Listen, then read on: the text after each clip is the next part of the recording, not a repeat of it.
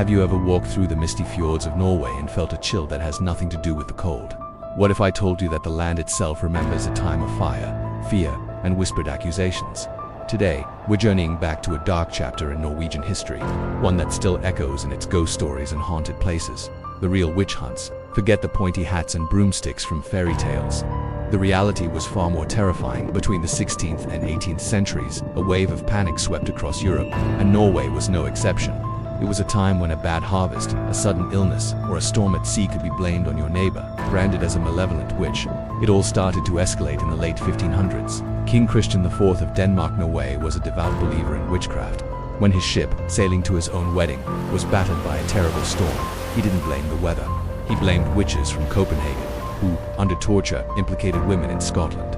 This royal paranoia ignited a firestorm of persecution that spread like wildfire, even to the remote northern coasts of Norway. One of the most infamous centers of these trials was the far northern region of Finnmark, specifically the town of Vardø. Imagine this, a small, isolated fishing community, constantly at the mercy of the brutal Arctic Ocean. Life was hard, and death was a constant companion. When fishermen were lost at sea, it was easier to blame a curse than to accept the random cruelty of nature. Here, the accusations took on a unique, local flavor. Many of the accused were women from the indigenous Sami community. Their traditional beliefs and shamanistic practices, which involved communicating with the spirit world, were seen as diabolical by the strict Lutheran authorities.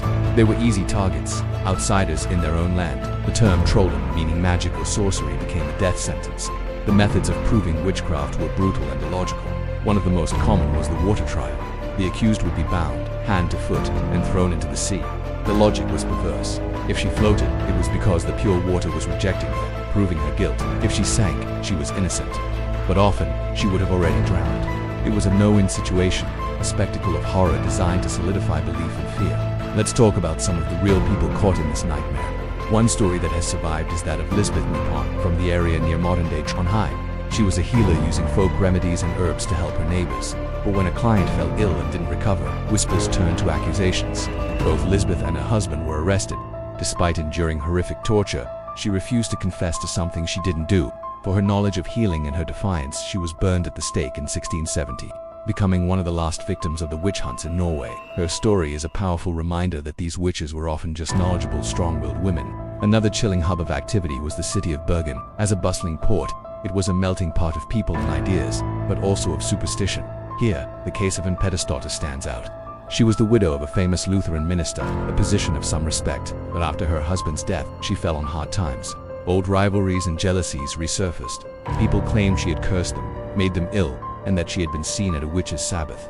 Despite a powerful defense, she was convicted and burned in 1590. Her case shows that no one, regardless of their social standing, was truly safe. So, how does this bloody history connect to modern hauntings? It's said that trauma seeps into the land. In Vardø, you can now visit the Stalneset Memorial, a powerful and haunting monument to the victims. It's a long, dark corridor, and for each of the 91 people executed for witchcraft here, a single light bulb hangs, illuminating a window and a plaque telling their story. Locals and visitors alike report an overwhelming feeling of sorrow and a palpable heavy presence. Some have heard whispers on the wind or felt an icy touch, even on a calm day.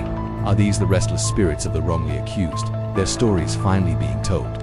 In Bergen, the fortress where Pedestal was held, Bergen, whose fortress is considered one of Norway's most haunted locations. People report seeing shadowy figures in 16th century clothing, hearing disembodied cries, and feeling an inexplicable sense of dread in the dungeons. It's as if the fear and pain from centuries ago are locked within the stone walls, replaying for those sensitive enough to notice. The legacy of the witch hunts is a scar on the Norwegian soul. It was a time when fear turned neighbors into monsters and justice was a masquerade for murder. But it's also a story of resilience. Today, Norway confronts this dark past, not by hiding it, but by memorializing the victims and ensuring their stories are never forgotten.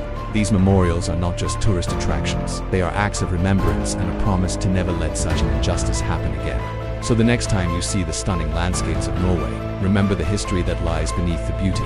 The echoes of the witch hunts are a somber reminder of what happens when fear is allowed to rule. The chilling tales of hauntings might just be the land itself, refusing to forget the innocent lives that were lost in the flames. Thank you so much for joining me on this journey into Norway's dark past. It's a heavy topic, but an important one to understand. If you found this story compelling, please hit that like button and subscribe to the channel for more deep dives into forgotten history, and let me know in the comments if there are other historical mysteries you'd like me to explore. Until next time, Stay curious.